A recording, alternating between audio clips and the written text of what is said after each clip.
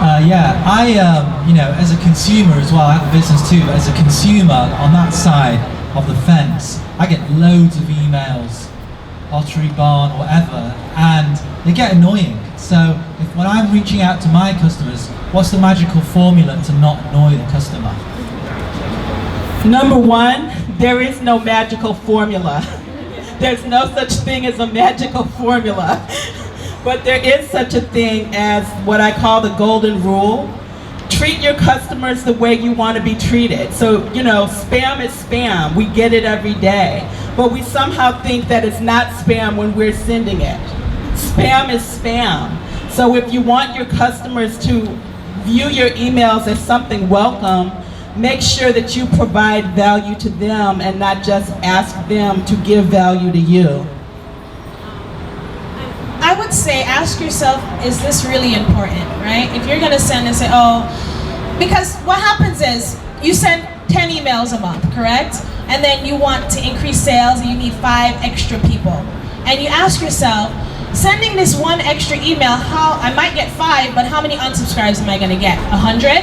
Is it worth sending that extra email to get 5 people when you're gonna lose 100? So also just think about, make sure that the message is important. If every time you send a message it's important, they will open your email.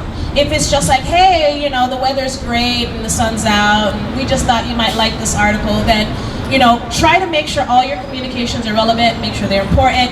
I try to have a rule of no more than 6 certain types of emails. So think about notifications. These are the things that you bought, right? So thank you for buying from me. You can't stop from sending that. That's a transactional email.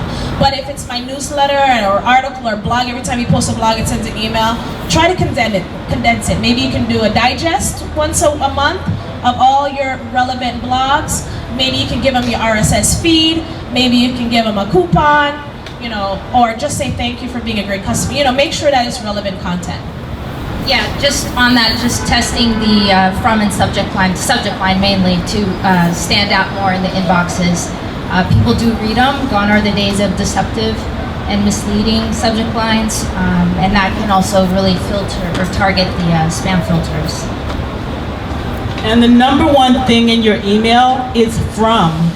That's the number one way people filter their email. If it's from their boss or their spouse or someone they want to hear from, they're going to be more likely to open it than if it's from someone that they don't know.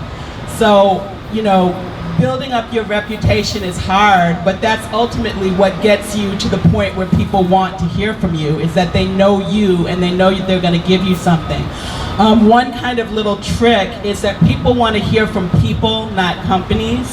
So when you have emails that come from Wendy, they're more likely to be opened than an email that comes from Starbucks. So that's just something to keep in mind, especially if you're B2B. That's a great tip. How many of us send our emails from ourselves or from our company? Raise your hand if it's from you. Okay, how about from your company? Don't be shy, raise your hand. Okay, interesting. Yeah, no, we try to do salesperson. So if you have an account, you're getting it from the person that you usually have the phone call with. So yeah.